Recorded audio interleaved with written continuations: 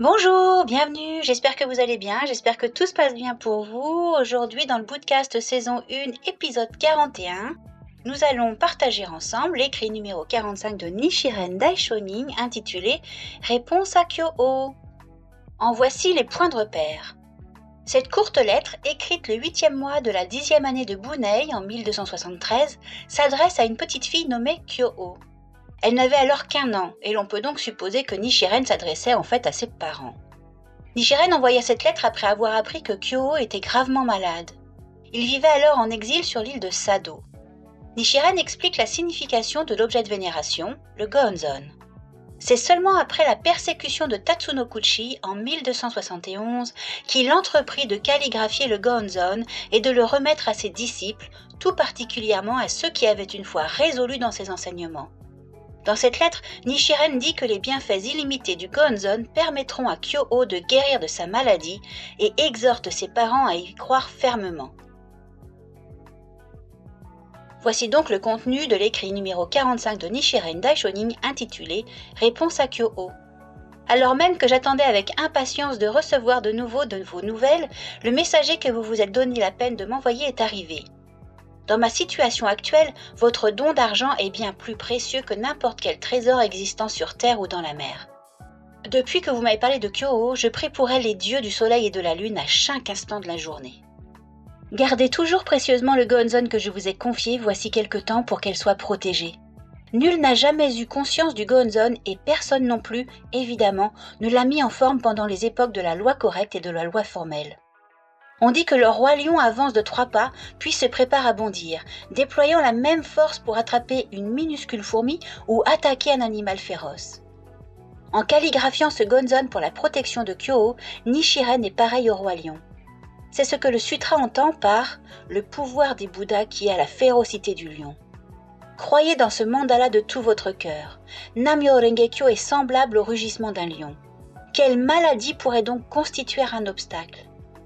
Il est écrit que ceux qui adoptent le Daimoku du Sutra du Lotus seront protégés par la mère des enfants démons et par les 10 filles Rakshasa.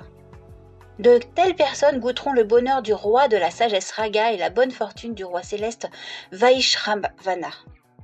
Votre fille peut donc s'ébattre ou jouer n'importe où sans qu'il ne lui arrive aucun mal. Elle pourra se déplacer sans crainte comme le roi lion. Parmi les 10 filles Rakshasa, c'est Kunti qui apporte la protection la plus grande. Mais tout dépendra uniquement de votre foi. Un sabre est inutile entre les mains d'un lâche. Le puissant sabre du Sutra du Lotus doit être manié par une personne à la fois courageuse. Cette personne sera alors aussi forte qu'un démon armé d'une barre de fer. C'est ma propre vie à moi, Nichiren, qui devient l'encre sumie avec laquelle je calligraphie le Gonzon. Vous devez donc croire en ce Gonzon de tout votre cœur. La volonté du Bouddha est le Sutra du Lotus, mais l'âme de Nichiren n'est autre que Nam-myoho Renge-kyo. Miaoli déclare dans son commentaire que, au cœur de ce sutra, se trouve révélée l'illumination originelle du Bouddha et sa durée de vie incommensurable. Le malheur de Kyo-o se changera en bonheur. Faites appel à toute votre foi et priez ce Gonzon. Qu'est-ce qui pourrait alors ne pas se réaliser ? On ne peut remettre en doute les passages du sutra où il est dit « Ce sutra peut réaliser les désirs comme un étang d'eau claire et fraîche peut satisfaire tous ceux qui ont soif. » Et ils y jouissent de paix et de sécurité dans leur existence présente et de bonnes circonstances dans leur existence future. Je vous écrirai encore. Quand je serai gracié de mon exil en cette province, je viendrai vous rendre visite sans tarder à Kamakura. Si nous nous appuyons sur la puissance du Sutra du Lotus, nous découvrons sous nos yeux la jeunesse perpétuelle et la vie éternelle. Ma seule crainte est que sa vie soit aussi brève que celle de la rosée. C'est pourquoi je prie de toutes mes forces pour que les divinités célestes la protègent. Kyo-o marche sur les pas de Dame Pure Vertu ou de la fille du roi dragon. Nam-myoho Renge-kyo, Nam-myoho Renge-kyo, avec tout mon respect, Nichiren, le 15e jour du 8e mois, réponse à Kyo-o. Merci pour votre écoute. C'était donc l'écrit numéro 45 de Nichiren Daishonin intitulé Réponse à Kyo-o. J'espère que ça vous a plu. Je le trouve hyper inspirant. Je viens de le redécouvrir encore. J'adore.